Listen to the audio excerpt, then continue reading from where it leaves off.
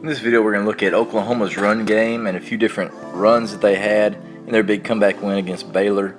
They really had to lean on their running game for that big comeback. But right here, what we're going to look at is they have a tackle power running out of 20 personnel, 2 running backs here in the backfield. But what they're going to do is they're running tackle power that direction. Tackle power is a really good play against the 3 front. We really like to use it against the 3 front. And what they end up doing is you would base right there on that 5. You would double right there to the backside, and this guard would have that B gap. Whoever that is, and right here would be this defensive end. Tackle's going to pull for first linebacker in the box, and right here they actually lead their running back. He's probably going to go through B gap right there to that linebacker, or first one to show up. Definitely don't want to pass up color, but I would say probably to take on that outside backer. But we'll play it real quick. You see exactly what takes place. But right there, you've got a base.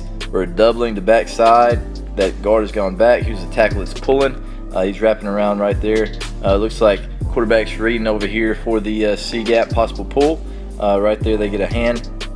Not the cleanest look or box as far as everything's concerned, but you can see kind of the angles and the numbers that you're looking to do right there. The tackle gets around, doesn't even touch anybody, just kind of gets in their way.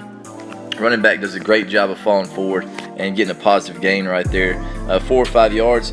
They ran it out of their tray set. They ran it out of this set, and it's just one of those getting your numbers, getting good angles, and being able to pull the tackle also kind of changes things up if people are reading guards. But anyway, we'll keep looking at a few different runs. Here's a run on a critical situation for Oklahoma there in 20 personnel again. 3rd and 1 right here with about 8.5 minutes left in the game. They're running inside zone, that direction, split zone. And what they're doing is, of course, these 2 guys are going to be responsible for him to there, the backside tackle or backside center and guard. They're working that nose to the front side backer. And then this tackle, he's responsible for the second linebacker in the box, which is right there. And right here, looks like he's in a 4-eye or possibly even a 3, pretty tight. So he's just going to work outside up to that backer. This off back, he slices across and he blocks out on that defensive end. And I'm sure the quarterback's probably reading this guy just in case he comes down and then chases or anything like that. But real quick, we'll play it.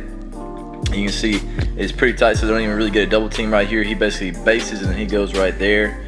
And you can see this backside guard is really aggressive, trying to get a little bit of movement as he's working up to that backer. They really don't even get off to the backer. Center doesn't see it, but right there, the running back's able to make him miss. He's free in the hold because they don't quite get off to him, get just enough of him to make him off balance so that he can make a cut off of it. But you can also see this backside tackle. He knows that he's a pretty hard inside B-gap player, so he just kind of works outside of him and gets up on that backer. And this tailback does a really good job of coming across to kick right there, putting his backside shoulder, putting his left shoulder on it because he wants to kick right there so they can run vertical. Great job sifting through all that by that tackle. Then again, running back getting vertical for big conversion right there late in the game for Oklahoma. This is a pretty interesting run from Oklahoma. They ran a couple times in this game, and it's a little bit of a mix between a mid-zone and an ISO. So we'll kind of talk through exactly what they have. Right here, they're running it this direction. So play side guard, play side tackle. What they have is they're actually, looks like they're reaching right there to the number 1 linebacker. The center and backside guard, they're reaching that nose, but they're not worried about this middle backer right here. They're working with the backside, and this tackle, he's actually working this 4th backer that's lower, a safety that's rolled down, and they're reading this end right here. And the way that they're taking care of this middle backer is this backer, instead of this linebacker or this running back, instead of cutting backside and sealing the defensive end, he's leading and he's working that middle backer right there. So we'll play it real quick. You see a good reach right there by the tackle guard. Got a B-gap player, so that guard just goes ahead and works up. And of course, he's working up to that outside backer right there, possibly outside stack if you're calling that 3-3 stack. But right here, you can also see center and backside guard. They're working that nose.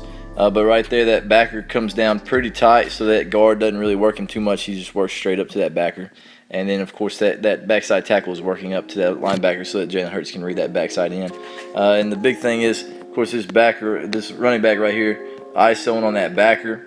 And, of course, with that kind of mid-zone action, he doesn't come directly downhill, but really aggressive right there. Not just a huge play, but just one of those plays where you pick it up 2nd and 2, moving the chains and getting down to a good manageable situation with a 1st and goal. But you know, a little bit of a mix between ISO and mid zone right there that they ran a couple times in this game. Here's another look of that same mid zone or ISO, kind of a mixture of the two. Again, they're running it that direction. So play side tackle, play side guard, they're reaching right here, and it looks like he's a big gap player. So it's probably gonna be pretty easy reach right there up to that backer. Play side back is right there on that middle stack. These guys are working this nose to this backside. On this one, it's really interesting with this tackle. He actually jabs at this B gap player, and then he arcs out right there for the roll down safety. Jalen Hurts reads this guy right here. So we'll play it so you can see exactly what takes place. Again, there's the jab working backside. Really good reach right there by the guard and tackle. They're working right there, working up to that outside stack. Off running back does a pretty good job ISOing. Good job by those by the backside guard in the center, working up. If that would have been a hand right here, Jalen Hurts gets a pull read. He realizes that his numbers are good. He's going to outrun that end, which right there, if you just had a normal quarterback that didn't have just great wheels, you'd probably say, hey, that's probably a give.